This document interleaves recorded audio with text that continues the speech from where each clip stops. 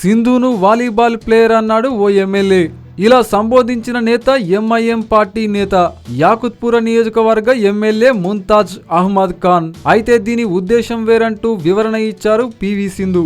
ఆయన ఉద్దేశం తాను ఒక వాలీబాల్ ప్లేయర్ నని చెప్పడం కాదని, అయితే స్టేజ్ మీద ఉన్న తన తండ్రిని దృష్టిలో పెట్టుకొని ఆయన అలా అన్నారని తెలిపింది.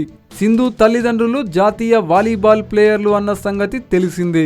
అయితే శుక్రవారం చార్మినార్లో 5K రన్ ప్రారంభోత్సవ సందర్భంగా మాట్లాడిన సదరు ఆ ఎమ్మెల్యే హైదరాబాద్ తరపున వాలీబాల్ ప్లేయర్గా అంతర్జాతీయ వేదికపై ఆడినందుకు సింధుకు ధన్యవాదాలు అని చెప్పాడు.